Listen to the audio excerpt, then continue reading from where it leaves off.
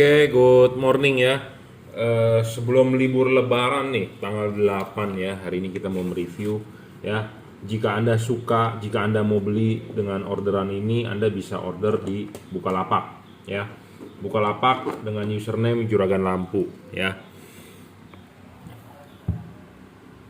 Itu saya sendiri yang mengelola. Shopee F3 Motor Lighting oleh reseller saya. Tokopedia Anda bisa beli di reseller Juragan Lampu itu oleh reseller saya, atau di Juragan Lampu Jungki Wenas itu saya sendiri yang mengelola. Ya, Anda bisa WhatsApp saya 0898 269 3838. Anda bisa order langsung melalui WhatsApp, transfer menggunakan BCA, kirim menggunakan JNT ya. Oke, kita mau mereview satu buah bohlam nih ya, yang di depan saya saat ini itu adalah bohlam H4 GL3 ya.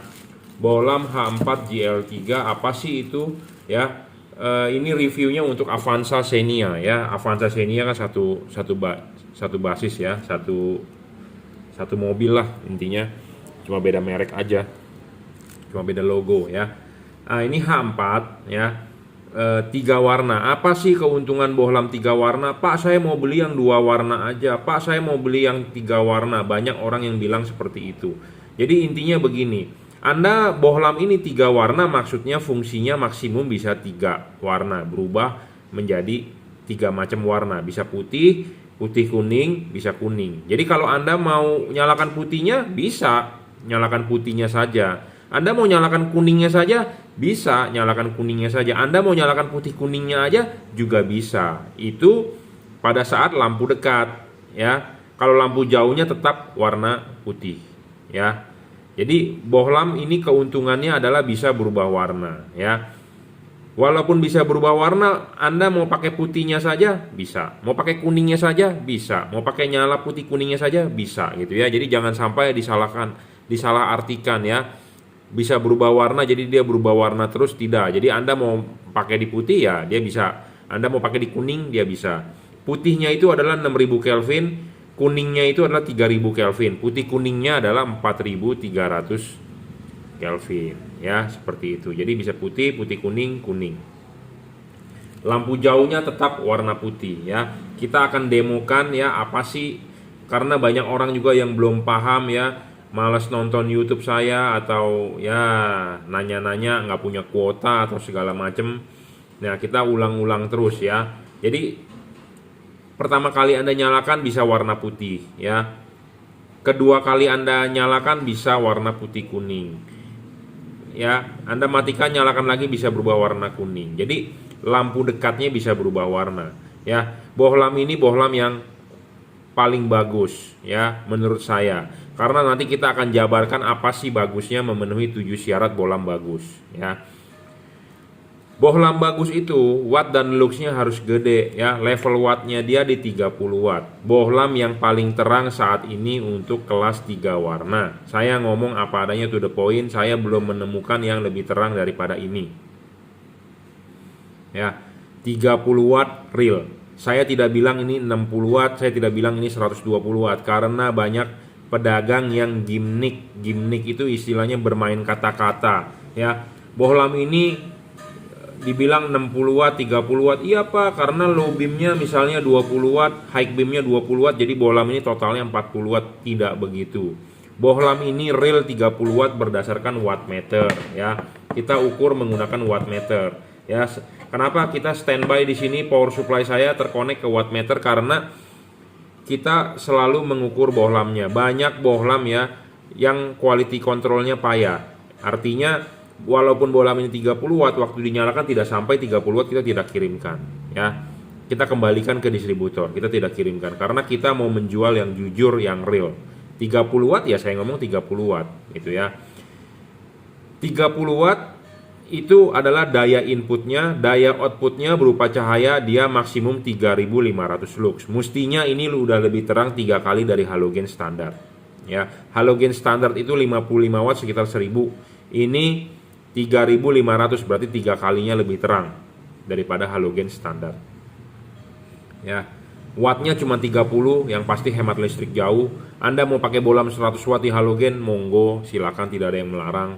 Ya paling resikonya aki tekor, kabel-kabel pada kabel-kabel pada rusak, ya, saklar lampunya meleleh, reflektornya gosong, ya, banyak hal-hal seperti itu. Jadi Anda kalau pakai halogen watt gede, hati-hati, ya, dayanya boros, aki cepet kena, ya, alternator kerja berat, kabel-kabel juga panas, saklar lampu panas, segala macam, yang pasti reflektor rusak karena Anda mengganti dengan spesifikasi watt yang lebih besar. Sama seperti di rumah Anda mau ganti AC dari 1 PK kurang dingin, Anda ganti 2 PK boleh saja, listriknya tentu kan jadi lebih boros, tagihan listrik Anda berat, ya, kabelnya juga harus lebih gede, ya, kalau nggak lebih gede nggak kuat, bisa kebakaran, panas, segala macam. Nah, sama dengan lampu ini juga seperti itu, Anda ganti watt yang gede, Anda harus pakai kabel relay set ini itu, padahal terangnya nggak seberapa nambahnya. Anda ganti LED ini daya lebih hemat, cuman 30 watt tapi terangnya bisa 3 kali, ya, lebih terang daripada halogen. Oke, paham? Jadi syarat bohlam bagus pertama adalah watt dan luxnya harus gede, ya. Gedenya ini harus jujur, bukannya gede berdasarkan tulisan di kardus. Kita berbicara fakta di sini, tidak berbicara tipu menipu atau istilah bermain-main kata gimmick. Di dusnya ditulis 120 watt. Oh iya, penjelasan pedagangnya, Pak, karena lampu. Oke, barusan ada telepon, ya. Tahu nggak dari mana? Dari asuransi Signa. Makanya saya jujur terus terang jarang mengangkat telepon. Jadi kalau Anda ada kepentingan dengan saya, Anda silakan WhatsApp chat, ya. Kenapa? Saya bukannya sombong tidak mau mengangkat telepon. Kebanyakan agen asuransi lah, agen kartu kredit lah, agen ini, agen itu, pusing bro, ya. Kita naruh nomor telepon di online, dikirain kita bebas di telepon, ya. Makanya saya jarang sekali mengangkat telepon, ya. Jadi bukan berarti saya sombong. Kadang-kadang ada orang bilang, bro lu sombong banget buat telepon nggak mau angkat. Bukannya saya nggak mau angkat bro, tukang asuransi, ya, capek. Oke, kita lanjut ya, tadi sampai mana. Jadi kita tidak bermain kata-kata, kita tidak bermain gimmick. Low beam 30 watt ya, high beam 30 watt. Jadi ngomongnya adalah bohlam ini 30 watt per 30 watt, sama seperti halogen 55 per 60. Jadi ini bohlam 35 per 35. 30 per 30. Jadi 30 watt realnya. Bukannya 30 low beam ditambah high beam 30, jadi 60 dikali 2 jadi 120. Bukan begitu ngitungnya, ya. Jadi bohlam ini real cuma 30 watt, ya. Real itu diukur menggunakan wattmeter. Kita tidak mau tipu menipu Anda, ya. Buat apa sih kita bohong-bohongin Anda, ya. 28, ya. Jadi real 30 watt, tidak usah pakai tipu menipu, ya. Kita ngomong apa adanya, jualan jujur lebih bagus, ya. Syarat bohlam pertama bagus adalah watt dan luxnya gede. Syarat kedua adalah harus stabil. Jadi 30 watt, 30 watt, 30 watt, tidak boleh ngedrop. Tidak boleh ngedrop terlalu banyak. Ngedrop 10% maksimum loh. Maksimum kalau 30 watt aja sudah 3 watt ngedropnya, ya. 10% lah, ya. Karena banyak bohlam di luaran yang ngedropnya banyak banget, 50%, 40%, ya. Awalnya memang dites gede menggunakan wattmeter. Banyak yang sudah mendemokan seperti saya menggunakan wattmeter, tapi itu fiktif, fake, dalam arti terlalu cepat nyobanya. Sebentar awal memang dia gede, tapi setelah stabil ngedrop. Ya, bohlam ini saya jamin tidak ngedrop karena saya sudah nyoba sendiri. Saya tidak mau berbicara yang tidak punya buktinya, ya. Kalau saya bilang ngedrop ya ngedrop. Bohlam ini tidak ngedrop, intinya itu, ya. Ketiga, kenapa sih bohlam bisa ngedrop? Karena panas, karena drivernya jelek, ya. Nanti kita akan bahas di syarat selanjutnya. Syarat ketiga adalah harus adjustable. Bohlam itu harus bisa di-adjust, ya. Anda harus beli LED yang bisa di-adjustable. Kenapa penting perlu adjustable? Karena kita mengkonversi dari halogen ke LED. Jadi kita harus menyamakan anatomi dari halogen tersebut ke LED-nya. Karena reflektor asli bawaan mobil Anda punya halogen, bukan punya LED atau bukan punya HID. Jadi lebih baik Anda bisa beli LED yang bisa di-adjust. Kenapa bisa di-adjust? Supaya Anda untuk mencari cut off, mencari fokus. Kalau Anda beli LED yang fix fokusnya, ya itu merugikan Anda. Anda rugi. Makanya kenapa saya buat syarat. Buat syarat ini bukan yang kita asal-asal bikin, tapi ada uji cobanya, ada uji klinisnya istilahnya kalau vaksin, ya. Jadi kalau vaksin Anda sudah disuntik, Anda harus tes dong antibodinya ada nggak. Kalau nggak ada juga percuma. Sama ini juga kita ngomong, kenapa saya bisa harus di adjustable, ya karena saya sudah menguji bohlam yang bisa di adjustable, tentu cut off-nya lebih bagus, fokusnya lebih bagus karena bisa disetel, seperti itu intinya ya. Dan hal lain ya, payungnya ini kita bisa kalibrasi ya. Walaupun ini nanti kita arahkan ke jam 11, tapi payungnya kita seberusaha mungkin adalah horizontal. Makanya kenapa bolam ini enak sekali untuk kita kalibrasi, untuk kita setting. Karena ini bisa dilepas. Bisa dilepas, kita bisa kalibrasi di luar. Jadi Anda mau memotong ini, kalau Anda memotong di body, chipnya kena, itu akan merusak chipnya. Tapi kalau ininya di luar, tanpa bisa mengganggu chip gitu ya. Jadi ini bisa dibuka, bro. Ya, ini bisa dibuka. Jadi nanti habis video ini selesai, kita akan kalibrasi dulu sebelum dikirim ya. Selalu kita pasti kalibrasi. Jadi ini bisa dilepas. Jadi kita bisa papas ininya. Enak sekali, bro. Dan yang pasti ya, ini chip putih di bawah, chip kuning di atas. Ya. Bohlam yang dengan chip putihnya lebih dekat ke bagian cut off. Jadi bukan buat hanya bohlam ini ya. Sebenarnya apa sih fungsi dari payung ya? Payung ini adalah fungsinya adalah untuk membatasi cahaya supaya tidak banyak keluar. Kenapa? Karena kita membutuhkan cut off, membutuhkan garis pattern. Nah, chip putih ini di bawah, chip kuning ini di atas. Chip putih ini lebih dekat ke payung. Jadi cut off chip putih akan lebih bagus dibandingkan chip kuning. Chip kuning akan lebih glare. Saya ngomong apa adanya to the point. Ya, karena posisi chip kuning di atas, chip putih di bawah. Putih lebih dekat ke payung. Jadi cut off putih akan lebih bagus dibandingkan kuning. Ya. Nah, Anda ingin LED-nya ini chip kuningnya lebih bagus cut off-nya. Gampang, tinggal diputar, ini tinggal dibuka. Dibalik, bro. Ya, dibalik. Tapi kalau jadi defaultnya adalah putihnya yang lebih bagus cut off-nya. Tapi kalau Anda mau kuning lebih bagus, gampang dibalik. Cerep. Selesai, kuning jadi di bawah. Ya, intinya seperti itu. Nah, kalau untuk Anda yang ingin kuningnya lebih bagus cut off-nya, silakan WhatsApp saya sebelum order. Kita akan ubahkan, atau Anda yang sudah order, Anda mau mencoba kuningnya lebih bagus juga boleh. Silakan WhatsApp saya. Ya, caranya nanti akan kita ajari kalibrasinya bagaimana. Tapi khusus yang buat Anda yang sudah beli, ya, kalau belum beli jangan bertanya kenapa, karena Anda nggak megang barangnya susah kita pandunya juga, intinya seperti itu ya. Jadi ini bohlam enak sekali, full adjustable untuk syarat ketiga. Anda mau putihnya lebih bagus cut off-nya atau kuningnya lebih bagus. Kapan sih Anda butuh putihnya lebih bagus ya? Contohnya Anda tinggal di Jakarta, di kota-kota besar. Tetapi kalau Anda yang tinggal di daerah yang berkabut tiap hari, misalnya Anda ditinggal di dataran tinggi, Anda butuh kuningnya, ya Anda balik aja, bisa ya. Jadi kuningnya lebih bagus cut off-nya dibandingkan putihnya. Kenapa sih kok putih bisa lebih bagus, kuningnya nggak bagus kalau posisinya begini? Karena chip putih di bawah, lebih dekat ke cut off, ya, lebih dekat ke payung maksudnya, ya. Kalau kuningnya ini kan ngambang, jadi ngambang itu lebih banyak glare karena fungsi payung adalah untuk membatasi cahaya yang keluar. Banyak LED dari pabrikan, karena dia mau mementingkan cut off patternnya bagus, dia bikin payungnya setinggi-tingginya, jadi hampir menutupi chipnya. Nah, itu juga nggak bagus juga. Kenapa? Karena kita butuh terang, butuh cut off, bener nggak? Kalau Anda mementingkan cut off terlalu bagus, terangnya nggak dapat. Kenapa? Karena payungnya terlalu menutupi.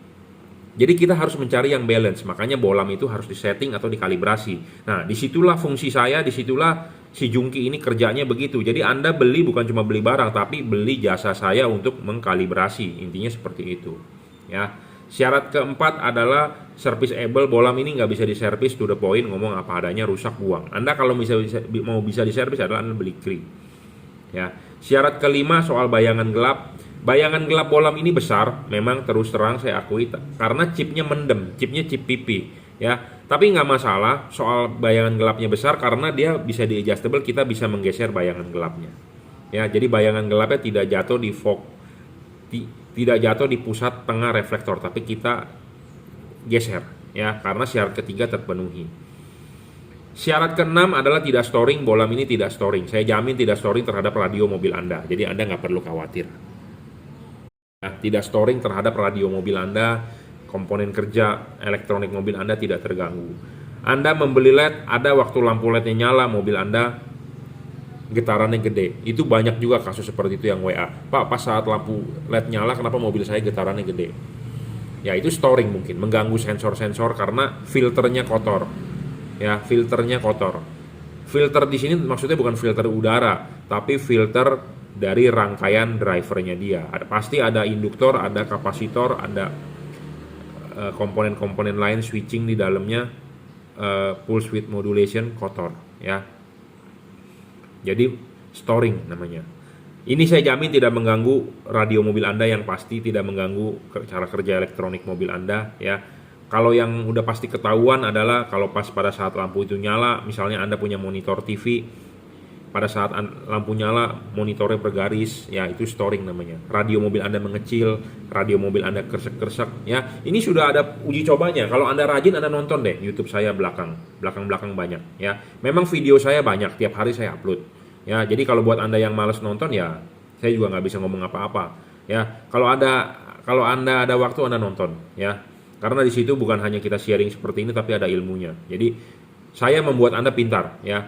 Saya membuat Anda pintar untuk memilih LED mana yang bagus, mana yang jelek. Syarat ketujuh selanjutnya adalah soal pendinginan ya. LED ini pendinginannya adalah bagus. Kenapa saya bilang bagus? Kalau Anda mau masang kan ininya dulu ya. Buka dulu ininya, pasang dulu kaki tiganya, klipin, pasang karet dulu. Pasang karet dulu baru pasang bohlam. Ingat, karet tidak ada yang dibobok, tidak ada yang dirusak. Jadi pemasangan benar-benar PNP ya. Karet sudah masang, kalau Anda lihat dari belakang seperti ini, kalau dilihat dari depan seperti ini. Ya. Baru bohlamnya masuk. Jadi ingat, kipas harus di belakang bohlam. Bohlam ini kalau untuk pendinginan bagus sekali. Kenapa? Karena heatsinknya tinggi. Apa sih itu heatsink? Heatsink itu adalah sirip-sirip ini. Sirip-sirip ini makin tinggi, makin bagus. Diameter makin gede, makin bagus. Pokoknya intinya makin gede, makin bagus untuk pendinginan.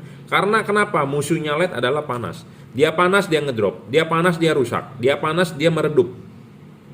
Ya, pokoknya intinya di LED itu kalau panas merugikan.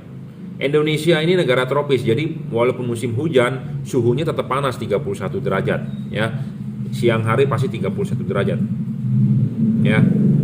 Anda mau mengcounter omongan saya, pokoknya intinya Indonesia negara panas lah gitu aja, nggak ada musim dinginnya maksud saya ya. Suhu udara di Jakarta aja 31 derajat, 32 derajat, paling rendah berapa sih ya. Ya mungkin ada keuntungan tersendiri buat Anda yang tinggalnya mungkin di Lembang atau tinggalnya di daerah dataran tinggi di Malang, mungkin di Dieng, ya itu untung. Tapi kan kebanyakan orang hidup di kota besar ya, kota besar seperti Jakarta, Surabaya itu kan daerah-daerah panas lah intinya.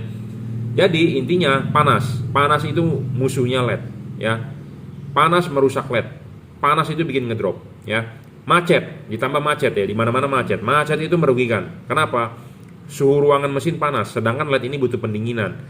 Panas itu merusak, kan saya sudah bilang dari awal. Jadi intinya adalah pendinginan di LED ini penting ya. Ini makin gede makin bagus. Kenapa ini makin tinggi makin bagus, makin gede makin bagus? Karena begini logikanya. Saya berbicara ini berdasarkan fakta uji klinis ya. Maksudnya adalah sesuai percobaan saya, sesuai pengalaman saya. Ya. Si kipas ini akan bertiup. Ya, meniup angin, dia akan keluar ke sini. Ya, kalau ini angin ini akan keluar dari pinggir sini semua. Ya. Banyak LED di luaran yang ininya tipis atau sampai tidak ada ini namanya heatsink. Jadi kalau pas dipasang karet ini tertutup. Si kipas ini berputar kan anginnya, ya berputar, dia meniup anginnya. Nah sedangkan ini tertutup, angin mau lari kemana? Ya jadi sama dengan tidak ada pendinginan. Ruangan mesin panas tidak ada pendinginan, makanya LED-nya jebol. Ya seperti itu, paham? Jadi kalau yang begini ada heatsinknya bagus. Jadi Anda harus mencari LED yang kalau dipasang di karet ada kelihatan. Kalau nggak kelihatan sama dengan Anda beli LED terus Anda bunuh. Itu aja. Dan yang jualnya terus terang saya ngomong bodoh. Ya, sorry saya ngomong begitu. Kenapa? Karena Anda menjual barang yang tidak bagus. Itu ya. Makanya kenapa banyak orang WhatsApp saya, "Pak, saya mau beli LED yang bagus." Bahkan banyak yang bikin podcast, banyak yang bikin tutor LED bagus-bagus, semua bilang bagus, bro. Pedagang nggak ada yang bilang jelek. Saya bukan hanya jual bohlam ini terus saya bilang bagus, tidak. Philips pun saya bilang, saya juga jual Philips. Tapi banyak orang yang bilang Philips bagus karena mereknya. Tapi kalau pas dipasang tidak bagus. Kenapa? Karena mendem. Mendem itu dalam arti tidak ada heatsink, jadi tertutup oleh karet. Kalau tertutup oleh karet, si angin bagaimana buat sirkulasi? Sedangkan LED ini butuh pendinginan. Ya, jadi makanya kenapa kita membuat syarat bohlam bagus? Ya, syarat bohlam bagus ini tetap terus-terusan kita gaungkan, terus-terus kita bicarakan. Kenapa? Karena banyak orang yang tidak paham. Banyak semua orang bilang, oh merek Pro 7 bagus. Iya bagus. Merek Philips bagus nggak? Iya bagus. Osram bagus nggak? Iya bagus. Merek Autovision bagus nggak? Iya bagus. Tapi bagusnya bagaimana? Nah, kita harus ada penjabarannya, ya. Orang membuat podcast keren-keren dengan muka yang ini, ya, semua. Oke, telepon lagi ya tadi ya. Oke, jadi banyak orang yang bilang bagus, semua LED bagus ya, sampai bikin podcast ya, bagus. Tapi mereka tidak menjelaskan syarat bagusnya apa ya. Bagus, semua bagus. Tapi saya bisa mendeskripsikan bagusnya di mana. Saya juga jual bro, banyak merek ya. F3 juga kita jual, DHP juga jual. Tapi menurut saya nggak bagus gitu. Saya juga kalau menggembar-gemborkan kalau bohlam nggak bagus untuk apa gitu ya.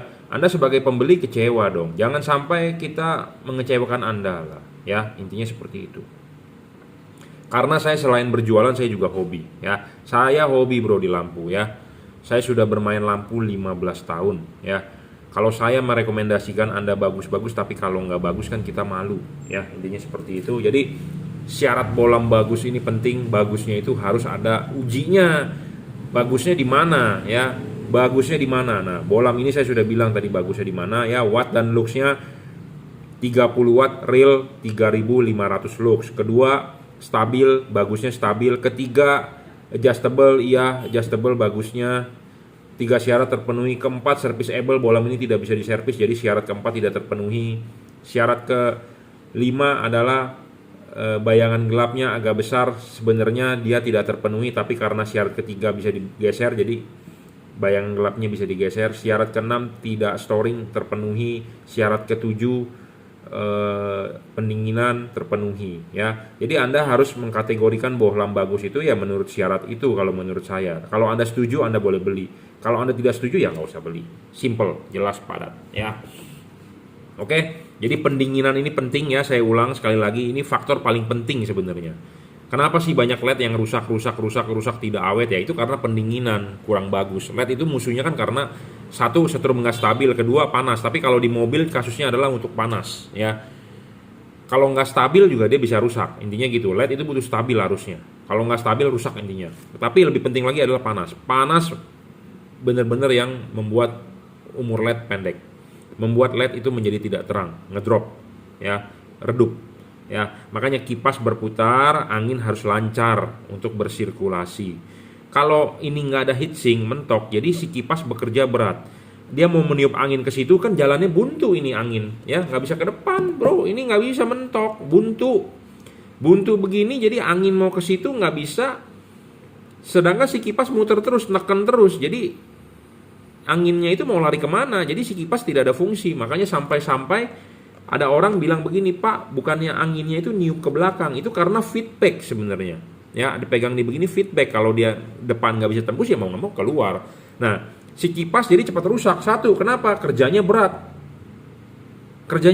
Contohnya Anda punya kipas angin di rumah, dia punya laharnya misalnya udah macet, kan kerjanya jadi lambat, berat kan, arusnya gede, lama-lama apa? Lama-lama kumparannya jebol, kebakar. Bener nggak? Jadi sama dengan ini kan, ini mau berputar ke situ anginnya, tapi karena anginnya nggak tembus dia balik, jadi kipas angin kan ketahan. Muternya berat, arusnya gede, lama-lama kumparannya kebakar. Kipasnya mati, LED-nya mati. Ya, seperti itu ya. Jadi makanya umurnya LED itu sebenarnya dipegang juga oleh kipas. Ya, kipas mati, LED mati. Nah, kalau begitu banyak, Pak, kalau gitu saya beli yang tanpa kipas dong. Tanpa kipas memang lebih bagus, jadi tidak ada komponen bergerak. Tapi kebanyakan LED yang tanpa kipas wattnya kecil, nggak bisa seterang dengan yang dengan kipas. Nah, saya sedang ada satu distributor nawarin saya ya, LED baru tanpa kipas, tapi katanya wattnya gede ya. Nanti abis lebaran barang itu sampai di tangan saya akan mereview itu barang. Jadi misalnya kalau LED tanpa kipas itu wattnya bisa stabil, kita akan jual ya. Saya sudah minta kirimin H4 dan H11 ya. Jadi nanti kalau LED tersebut tanpa kipas, kalau memang performanya bagus, kita akan jual ya. Jadi LED tanpa kipas ya. Saya ngomong kenapa kalau tanpa kipas lebih nggak bagus dibandingkan dengan kipas. selama dia ada heatsink, jadi dia bisa sirkulasi ya. Karena kalau dengan kipas wattnya bisa gede karena pendinginannya aktif. Kalau tanpa kipas artinya kan pendinginannya pasif. Jadi wattnya biasanya powernya nggak bisa gede. Intinya seperti itu ya. Jadi kita butuh yang namanya kipas. Kipas mati, LED jebol. Ya, kipas mati, LED jebol. Nah, makanya Anda harus mencari LED yang bagusnya itu yang ada heatsink ya. Saya ngomong bagus-bagus ya, kita ada ujinya, ada buktinya ya. Oke, kita lanjut. Jadi ini LED ya, 3 warna. Cara pemakaiannya Anda harus benar ya. Bagaimana cara mengubah warnanya? Anda dengan mematikan, menyalakan saklar lampu 1 detik ya. Jangan terlalu cepat, jangan terlalu lambat. Intinya harus pas momennya. Putih, kuning, putih kuning, kuning ya. Putih, putih kuning, kuning. Pada saat mode kuning Anda lampu jauh tetap warna putih ya. Pada saat lampunya warna putih, Anda lampu jauh tetap warna putih ya. Jadi intinya lampu jauhnya adalah warna putih. Ya, cukup reviewnya hari ini tanggal 8 ya. Sebelum Anda mudik, silakan Anda mau order bohlam. Kita ready stock ya. Saya tidak ada libur tahun ini dan kita tidak touring karena ya untuk kebaikan bersama ya. Supaya semua sehat. Ya. Buat Anda yang tetap memaksakan mudik ya hati-hati ya, jaga kesehatan penting. Oke, cukup. Terima kasih.